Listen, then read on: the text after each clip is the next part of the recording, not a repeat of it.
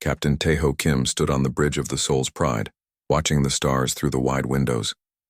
The ship was huge, bigger than 3 football fields put together. It had been flying through space for 6 months now, looking for new planets and checking on old mining stations. Taeho was 42 years old and had been flying spaceships for 20 years. He had short black hair and tired eyes that had seen too much of empty space. Today felt like any other day in the darkness between stars. "Captain, we're getting close to the Vega system," said Yuna Park from her seat at the communications desk. She was 28 and had joined the crew 2 years ago. Her job was to listen for signals from Earth and watch for anything strange in space. "Good. Take us to the 3rd planet.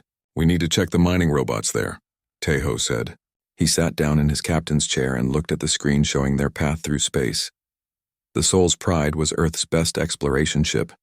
It had powerful engines that could travel faster than light, strong shields to protect against space rocks, and the smartest computer ever built. The crew of 300 people lived and worked on the ship for months at a time. Hyunwoo Lee, the science officer, looked up from his computer. He was 35 and very smart, but sometimes forgot to eat when he was busy working. "Captain, the mining station stopped sending reports 3 days ago. It might just be broken equipment." "We'll find out soon enough," Taeho said. He had learned not to worry about small problems. Space was dangerous and things broke all the time. Most problems had simple answers. The ship moved closer to Vega, a bright white star much bigger than Earth's sun. Around it spun several planets, but only one had the metals that Earth needed. The mining station had been working there for 5 years, digging up rare materials and sending them back to Earth. Yuna put on her headphones and started checking different radio channels. It was her job to listen for signals from the mining station, from Earth, and from any other human ships in the area. Space was mostly quiet, filled with just the background noise of stars and cosmic dust. But today was different. "That's weird," Yuna said, frowning at her computer screen. "I'm getting something strange." "What kind of strange?" Taeho asked. He had learned to pay attention when his crew said something was weird. In space, weird could mean dangerous. It's not coming from the mining station. It's not coming from Earth either. I don't know what it is. Yuna pressed buttons on her computer trying to make the signal clearer. "It's very weak, like it's coming from very far away." Hyunwoo got up from his seat and walked over to look at Yuna's screen. Numbers and waves moved across it in patterns that most people couldn't understand. But Hyunwoo was an expert at reading signals from space. "This is not natural," he said after looking for a few minutes. "Stars and planets don't make signals like this. This is artificial. Someone or something made this." Taeho felt his heart beat faster. In all his years flying through space, humans had never found any signs of other intelligent life. Earth had sent signals into space for over 100 years, hoping someone would answer. But space had always been silent. "Are you sure?" Taeho asked. "Look at this pattern." Hyunwoo pointed at the screen. "It repeats every 47 seconds. Natural signals don't do that. This is definitely made by someone." The bridge became very quiet. The other crew members stopped their work and looked at the 3 officers. Everyone knew what this might mean. For the first time in human history, they might have found proof that humans were not alone in the universe. "Can you figure out where it's coming from?" Taeho asked. Yuna worked at her computer for several minutes. "It's coming from, it's coming from way outside our solar system. Maybe 40 or 50 light years away." "That's impossible," said Bo-Ram Choi, the ship's engineer. She had been listening from her station near the engine controls. "If it's that far away, the signal would be too weak to hear." "That's what I thought too," Yuna said. "But the computer says I'm right. Whoever sent this signal made it very powerful. They really wanted someone to hear it." Taeho stood up and walked to the big window. Outside, the stars looked the same as always, tiny points of light in the endless darkness. But now one of those lights might have living beings around it, beings smart enough to build machines and send signals through space. "How long has this signal been traveling?" he asked. Hyunwoo did some quick math on his computer. "If it's really coming from that far away, it left its home about 47 years ago. It's been flying through space since before any of us were born." The idea made Taeho feel small and amazed at the same time. Somewhere out there, 47 years ago, someone had sent a message into the darkness. They had hoped that someone, somewhere, would hear it. "Sir," Yuna said quietly, "I think I can clean up the signal, make it clearer. But it will take time." "Do it," Taeho said. Make it your top priority. Forget about everything else. For the next 6 hours, Yuna worked with the ship's computer to clean up the signal. Slowly, the random noise was filtered out. The pattern became clearer and clearer. By the end of her shift, she had something that made her hands shake. "Captain," she called over the ship's communication system, "you need to come to the communications room. Right now." Taeho ran from his quarters to the communications room. Hyunwoo was already there, staring at a computer screen with his mouth open. "What is it?" Taeho asked. "The computer finally decoded it," Yuna said. Her voice was very quiet. "It's not just a signal.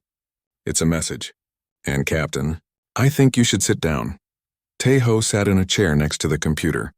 On the screen were words in English, translated by the ship's smart computer from whatever language the aliens used. The message was simple, but it made Taeho's blood run cold. "We are dying. Our star grows cold.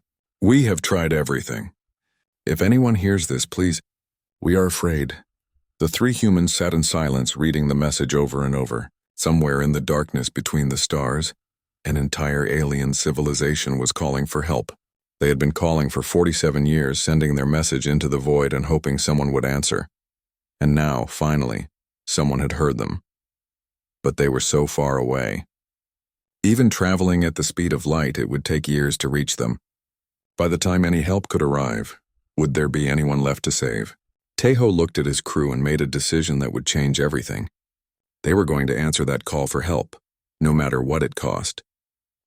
The Soul's Pride had been traveling for 8 months. 8 long months since Captain Taeho Kim made the decision that got him in trouble with Earth Command. He had ignored direct orders to return home, and instead pointed his ship toward the source of the alien signal. Taeho stood in his quarters, looking at the angry messages from Earth on his computer screen. Admiral Wang called him a fool. The Space Council said he was wasting resources. His own brother sent a message asking if he had lost his mind. Maybe he had lost his mind. But every night Taeho heard that alien message in his head. "We are dying. Our star grows cold. We have tried everything. If anyone hears this, please. We are afraid." How could anyone hear those words and just fly away? A knock on his door interrupted his thoughts. "Come in," he said. Yuna Park entered carrying a tablet computer. She looked tired but excited.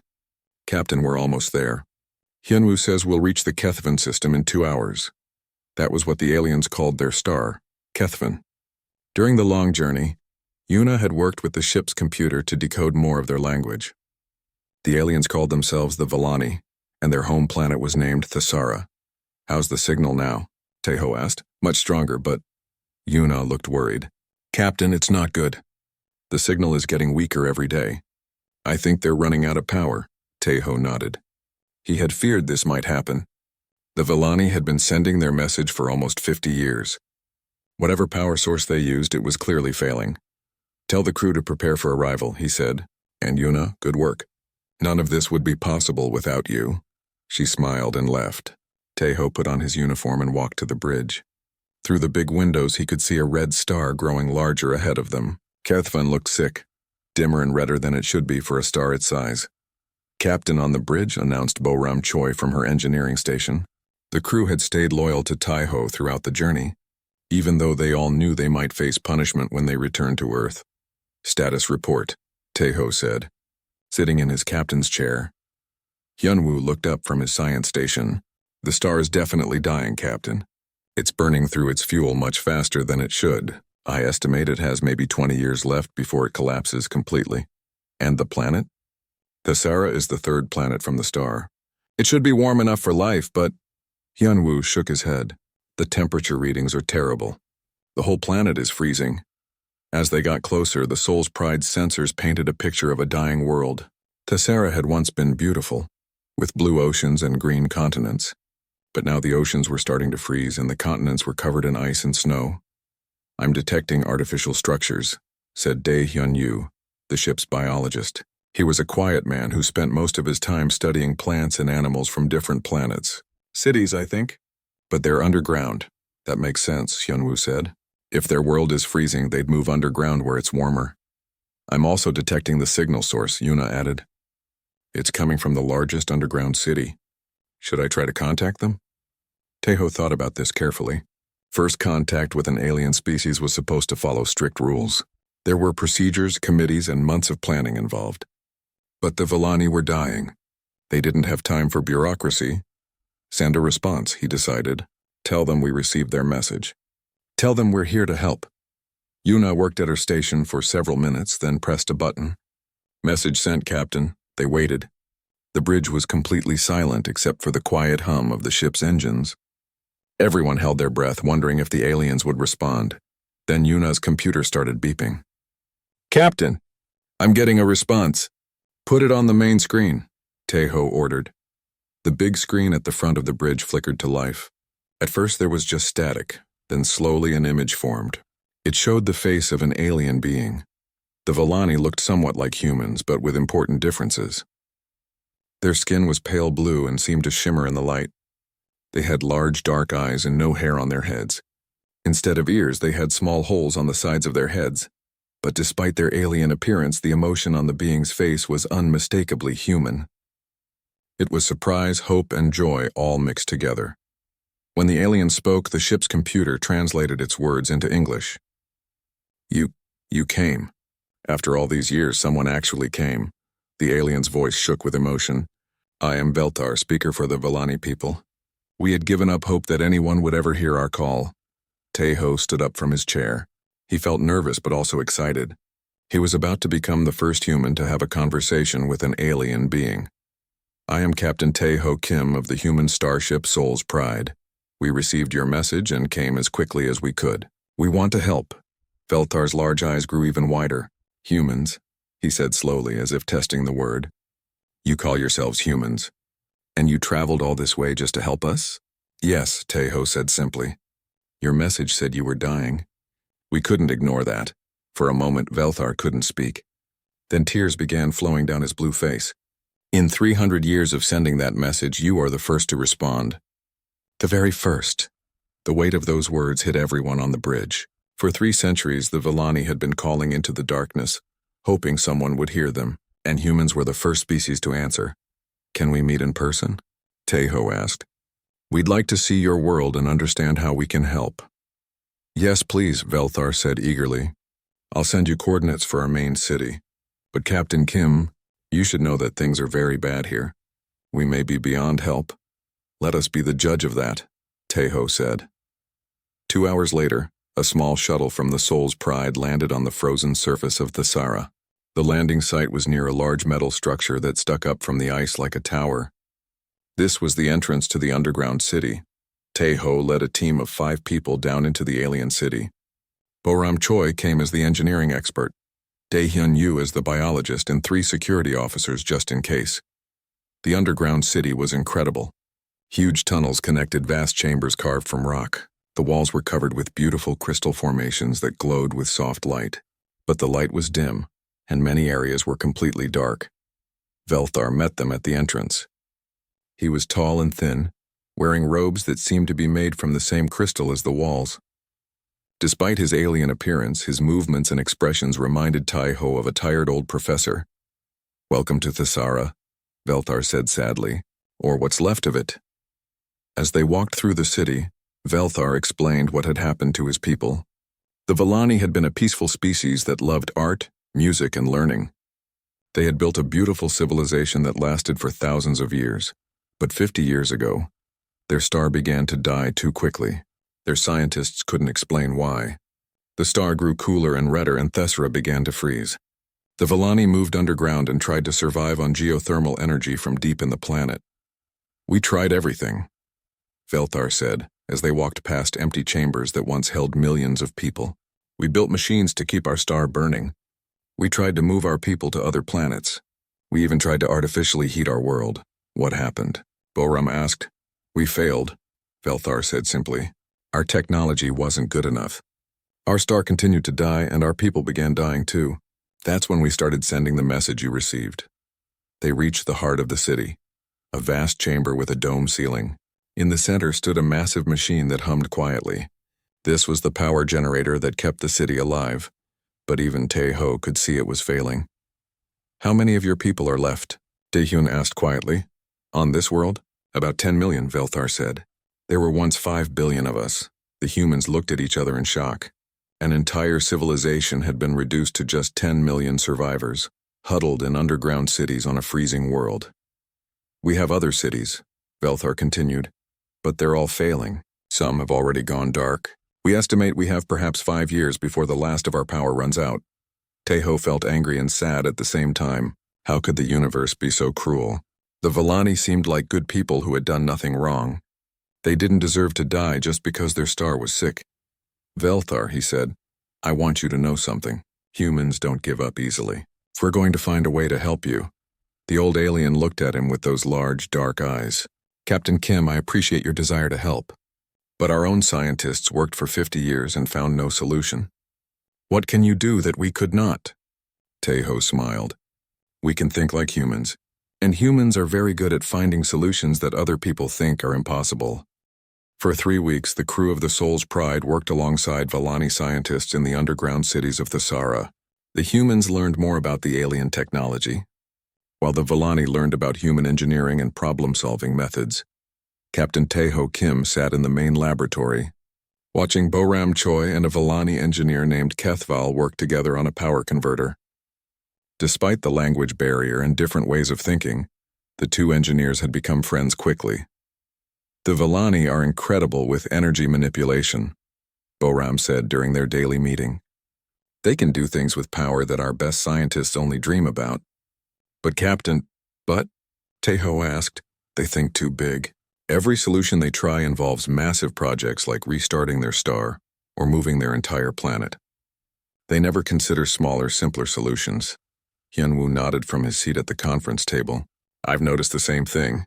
Their technology is more advanced than ours in many ways, but they approach problems very differently than humans do." Dae-Hyun-Yu looked up from his notebook. He had been studying Villani biology and culture. "It makes sense when you understand their history. The Villani spent thousands of years as a stable, peaceful civilization. They're used to having time to plan and build perfect solutions. They're not used to emergency situations." "And humans are?" asked Yuna Park. "Think about it," Dae-Hyun continued. "Human history is full of wars, disasters, and crises. We've had to learn how to solve problems quickly with whatever we have available. The Villani never had to develop that skill." Velthar entered the room, moving slowly on his long legs. The old alien had spent every day working with the humans, sharing knowledge and hoping for a miracle. But Tejo could see the sadness in his large eyes growing deeper each day. "Captain Kim," Velthar said, "I've been thinking about what you said. About humans finding solutions that others think are impossible. But I must ask, have you found anything? Any idea that might help us?" Tejo looked around the table at his crew. They had all been working day and night, but so far they had not found a way to save the Villani homeworld. The star was dying too quickly and the planet was freezing too fast. "Velthar," Tejo said carefully, "I need to ask you something. Why do you want to save Thesara?" The alien looked surprised by the question. "It is our home. Our ancestors lived here for 10,000 years. All of our history, our art, our culture, it's all here. But is it really?" Hyunwoo asked gently. "Your history and culture exist in your minds, in your records, in your people. Not in the rocks and ice." Velthar was quiet for a long moment. "Are you suggesting we abandon our world?" "I'm suggesting you think like a human," Tejo said. "When humans face a problem we can't solve, we don't always try to fix the problem. Sometimes we just move away from it." Boram leaned forward excitedly. "Captain, are you thinking what I think you're thinking?" "What if," Tejo said slowly, "instead of trying to save your world, we save your people, all of them. We move the entire Villani civilization to a new star system." Velthar's eyes went wide. "Move 10 million people across interstellar space? That's impossible. We don't have ships large enough.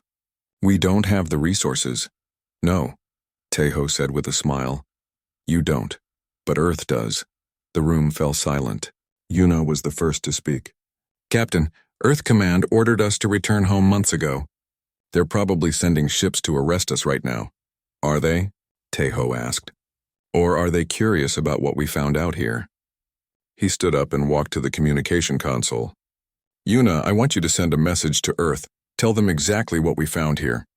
Tell them about the Villani, about their situation, and about our plan to help them." "Sir?" Yuna said nervously. That could be seen as asking for help with an unauthorized mission.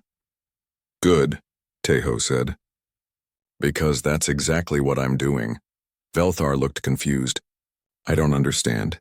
Your government is angry with you for coming here. Why would they help us? Daehyun smiled. Because you don't understand humans yet, Velthar. We're a strange species. We fight each other all the time over stupid things. But when we find someone who really needs help, especially someone from outside our species, we tend to forget our differences. Over the next 2 days, Yuna worked with the ship's communications array to send a detailed message to Earth. The message included recordings of Vallani music, images of their art, videos of their dying cities, and a complete explanation of their situation. They also included the human cruise plan to evacuate the entire Vallani population using Earth's largest colony ships and transport vessels. It would be the biggest rescue operation in human history. Message sent, Yuna announced. Now we wait. They didn't have to wait long. 3 days later, Yuna's communication board started flashing with incoming messages. Not just one message, but dozens of them. Ships from Earth were already on their way. Captain, Yuna said with excitement in her voice, we're getting responses from the Earth fleet, the Colonial Transport Service, the Merchant Marine, and, oh my goodness, from 17 different corporate fleets. What are they saying? Tejo asked. Yuna listened to the messages coming in. They're asking for more details about the Vallani. They want to know what kind of ships we need, what supplies are required, and how they can help. Velthar looked stunned. Your people. They want to help us. Even though they don't know us?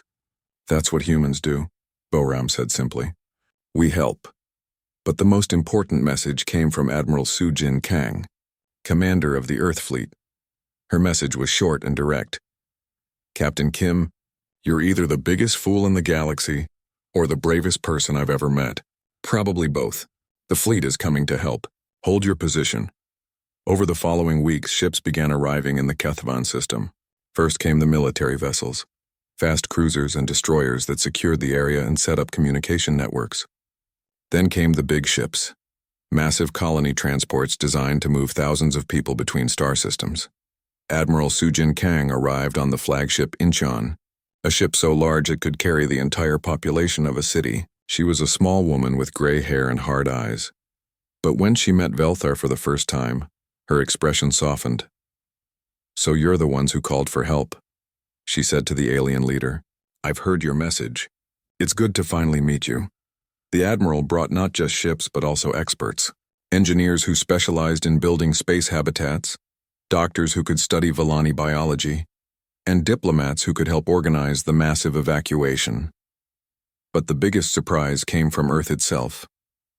When news of the Vallani reached the human population, the response was overwhelming. Volunteers signed up to help with the evacuation.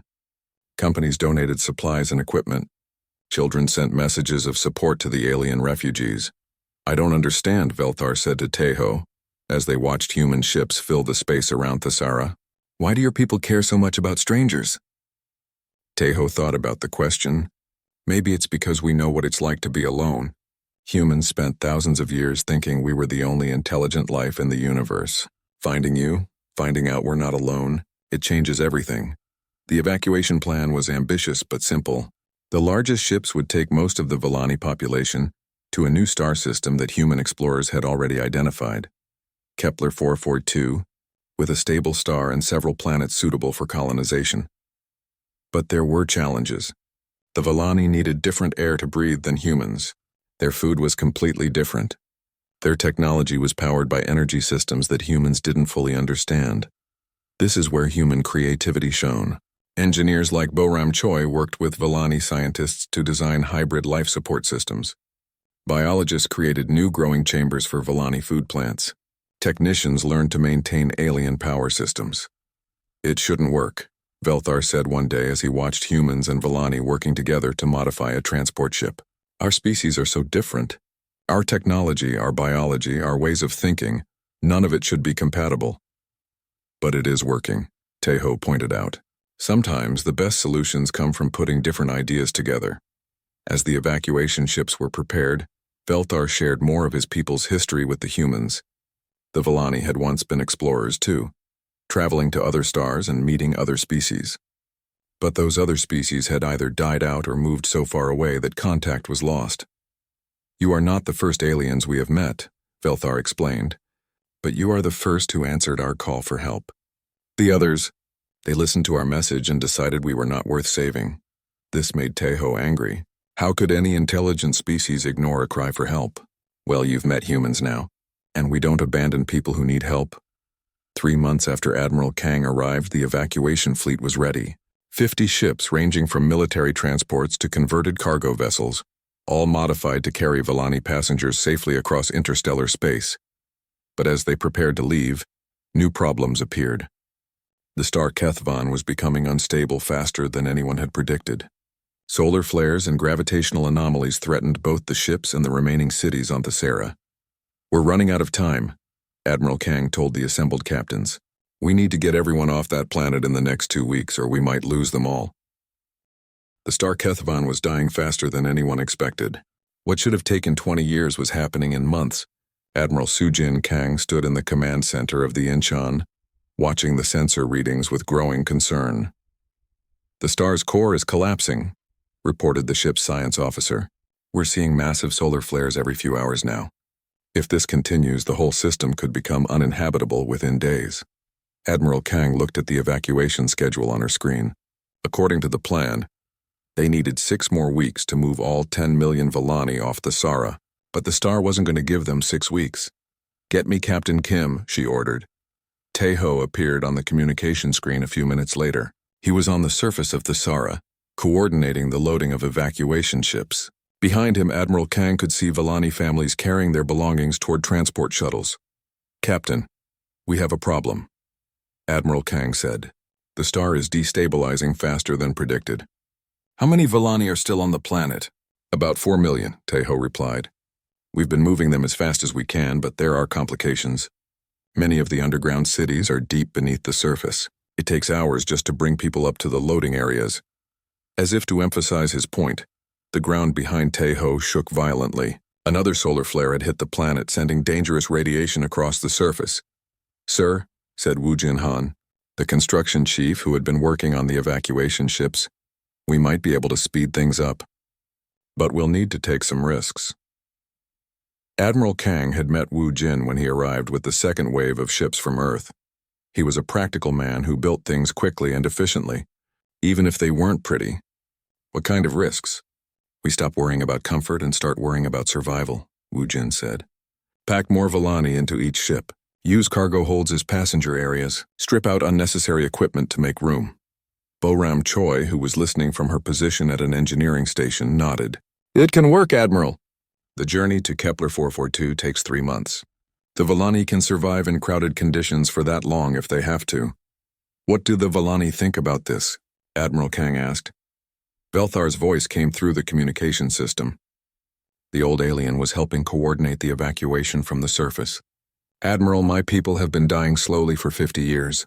If cramped conditions on your ships are what it takes to save them, they will gladly accept that." "All right," Admiral Kang decided. "We do this the fast way. All ships modify your passenger areas immediately. I want every available space filled with evacuees." The next few days were controlled chaos. Human engineering crews worked around the clock to modify ship interiors. They removed furniture, expanded life support systems, and created sleeping areas in spaces that were never meant to hold people. Meanwhile, on the surface of Thesera, the evacuation became more urgent every hour. Solar flares from the dying star grew stronger and more frequent. The protective shields around the underground cities began failing. Dae Hyun-yu coordinated the medical side of the evacuation.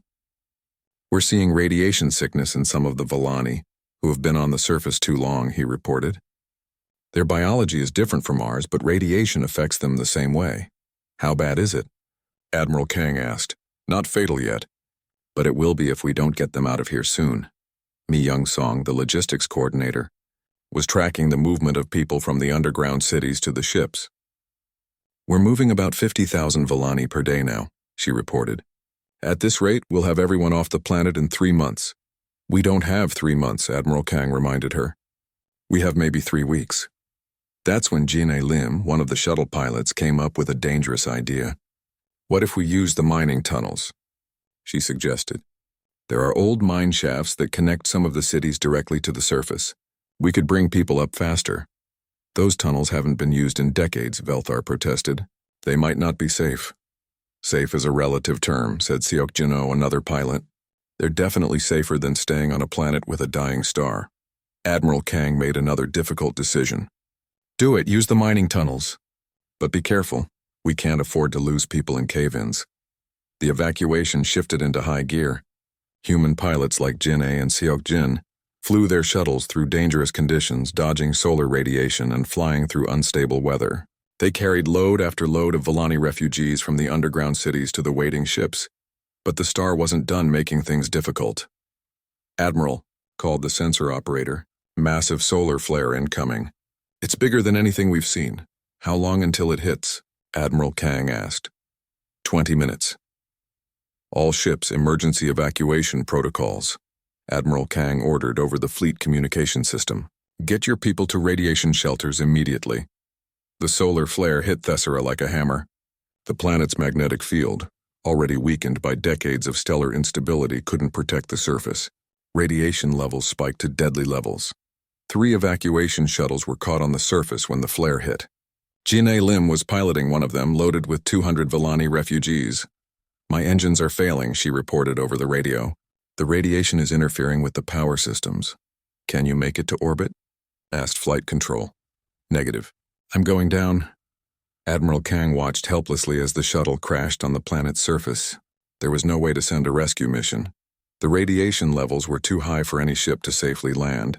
But 30 minutes later, a miracle happened. Jin-A's voice came through the communication system, weak but alive. This is Shuttle 7, we're alive down here, but the ship is damaged. I've got all passengers in the cargo hold. It has the best radiation shielding. How long can you hold out? Admiral Kang asked. Maybe 12 hours before the radiation gets too bad. After that. Jinny didn't finish the sentence. That's when Captain Tae-Ho Kim volunteered for the most dangerous mission of his career. I'm going down there, he announced. The Soul's Pride has the best shields in the fleet. I can get through the radiation field. Absolutely not, Admiral Kang said immediately. I'm not losing my best captain to a rescue mission. Admiral, with respect, those are my crew down there. I'm not leaving them. Admiral Kang knew that tone in Tae-Ho's voice. She had heard it before when he first decided to answer the Volani distress call. Nothing would stop him from trying to save his people. Fine, she said, but you take backup. And if the radiation gets too bad, you abort the mission. Tae-Ho took a volunteer crew of 5 people on the Soul's Pride. They flew down through the radiation storm, their ship's shields sparking and overloading from the intense energy bombardment. I can see the crash site, reported Hyun-woo from the sensor station. The shuttle is intact, but it's buried under some rocks from a small landslide. Can we land near it? Tae-Ho asked. Maybe, but Captain, the radiation levels are climbing. We don't have long. The Soul's Pride landed roughly on the unstable surface. Tae-Ho led a rescue team to the crashed shuttle, wearing radiation suits that would only protect them for a short time. They found Jin-A and her passengers huddled in the shuttle's cargo hold. The Volani looked frightened but determined. Even facing death, they maintained the quiet dignity that Tae-Ho had come to admire about their species. Good to see you, Captain, Jin-A said weakly. Thought we were going to miss the ride home. Not on my watch, Tae-Ho replied. Let's get everyone out of here. The rescue took 2 hours. They had to carry many of the Volani, who were weakened by radiation exposure. Every few minutes another solar flare would hit, forcing everyone to take cover behind rocks or inside the ships. By the time they got back to orbit, both Tae-Ho and Jinny were showing signs of radiation sickness. But all 200 Volani refugees were safe. That was incredibly stupid. Admiral Kang told Tae-Ho when he reported to the medical bay. But it worked. Tae-Ho replied with a weak smile. The solar flares continued for 3 more days, but the evacuation continued too. Human crews worked in shifts, always keeping someone on the surface to help the Volani reach the ships. Finally, on a day when Kethavan seemed ready to tear itself apart, Velthar reported from the last underground city. This is it, he said. The final group. 20,000 Volani from the deep cities. How long to get them to the surface? Admiral Kang asked. 6 hours if everything goes well. Admiral Kang looked at the stellar readings. The star was becoming more unstable by the hour. You have 4 hours. After that, we leave whether everyone is aboard or not. It was the hardest decision she had ever made. But she couldn't risk the lives of 10 million Villani to save 20,000. For 4 hours, every human in the evacuation fleet held their breath. Ships loaded with refugees began leaving for Kepler 442, carrying the bulk of the Villani population to safety. But Admiral Kang and a small group of ships stayed behind, waiting for the final evacuees. With 30 minutes to spare, Velthar's voice came through the communication system one last time. All Villani are aboard the shuttles. We're coming up. The last shuttle reached orbit just as Kethven began its final collapse. The star's outer layers were starting to peel away, and massive gravitational waves were shaking the entire system. All ships, maximum speed, Admiral Kang ordered. Get us out of here. 1 year after the Great Evacuation, Admiral Taeho Kim stood on the observation deck of the orbital station above New Thesara. The planet below was green and blue, with white clouds moving across its surface. It looked nothing like the frozen world the Villani had left behind, but it was home now. Taeho had been promoted to admiral after the rescue mission. The human government decided that someone who could successfully evacuate 10 million aliens probably deserved a higher rank. He now commanded the Deep Space Humanitarian Fleet, a new branch of Earth's space forces dedicated to helping other species. The morning reports. "Admiral," said Captain Yuna Park, entering the observation deck with a tablet computer. She had been promoted too and now served as Taeho's second in command. "How are our guests settling in?" Taeho asked, taking the tablet. "Better than expected. The Villani have established 17 cities on the planet's main continent. Their population growth rate is increasing for the first time in 50 years. That was good news. The Villani had arrived at Kepler 442 exhausted and traumatized, but they were survivors. With the help of human technology and their own determination, they had built a new civilization on New Thesara. Any problems?" Taeho asked. "Just the usual ones. Some Villani are having trouble adapting to the different gravity, and there are still disagreements about resource allocation between the cities. These were normal problems for any large group of refugees." Taeho was more worried about bigger issues like whether the Villani would be able to maintain their culture and identity on their new world. His concerns were answered when Velthar arrived on the observation deck. The old alien leader looked healthier than he had in years. His blue skin had a brighter shimmer, and his large eyes were clear and alert. "Admiral Kim," Velthar said, using the formal human greeting he had learned. "I bring good news from the surface." "What kind of good news?" Taeho asked. "Our first generation of children born on New Thesara, 57 babies in the past month alone." Taeho smiled. Baby Villani were considered a miracle by their species. During the dark years on dying Thesara, very few children had been born. The fact that Villani families felt safe enough to have babies again was a sign that they truly considered this planet home. "There's something else," Velthar continued. "My people want to do something to thank humanity. We want to share our knowledge with you." Over the past year, the Villani had been gradually sharing their advanced technology with human scientists. Their understanding of energy manipulation had already revolutionized human power systems. Their knowledge of stellar physics was helping humans build better spaceships. But more importantly, the Villani had brought something else to humanity, a different way of thinking about the universe. "The Villani don't think like humans," explained Dr. Hyunwoo Lee during a meeting with Earth's top scientists. "They approach problems more slowly and carefully. They consider long-term consequences that we often ignore." This difference in thinking had already led to breakthroughs in several fields. Human engineers working with Villani scientists had designed new types of spacecraft that were both faster and more efficient than anything either species could build alone. But the real change was in how humans saw themselves and their place in the galaxy. "Before we met the Villani, humans thought we might be alone in the universe," said Boram Choi, who now served as the chief engineer for the joint human-Villani research projects. "Now we know we're not alone. And that changes everything." The change was most visible in the Deep Space Humanitarian Fleet. What had started as one ship, the Soul's Pride, had grown into a fleet of 50 vessels specifically designed to respond to distress calls from across the galaxy. The fleet's mission was simple. If anyone in the galaxy called for help, humans would answer. "We've learned something important from the Villani," Taeho explained to the new recruits joining the humanitarian fleet. For 300 years, they sent out a distress call hoping someone would help them. Many species probably heard that call, but only humans answered. He paused, looking at the young faces in the briefing room. They came from all over Earth and its colonies, united by the desire to help others. That tells us something about who we are as a species. We don't ignore people who need help. We don't calculate whether it's profitable or safe to help. We just help, and that's what this fleet is for. The fleet's first real test came 6 months later, when Communications Officer Mi Young Song detected a new distress signal. It's coming from the Proxima Centauri system, she reported to Admiral Tae-ho. The signal is weak and intermittent, but it's definitely artificial. Can you decode it? Tae-ho asked.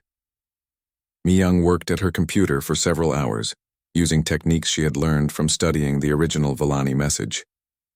Finally, she had an answer. It's not like the Villani signal, she said.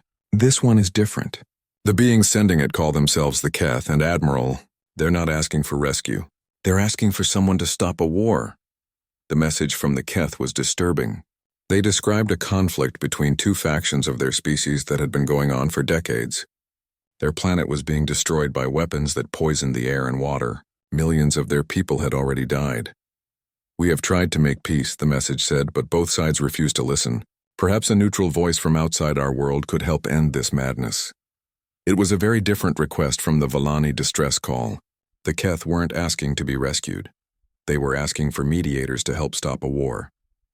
This is more complicated than the Villani situation, Admiral Sujin Kang said during a conference call with Earth Command. The Villani were victims of natural disaster. The Keth are asking us to get involved in their politics. But they're still asking for help, Tae-ho pointed out. And people are dying.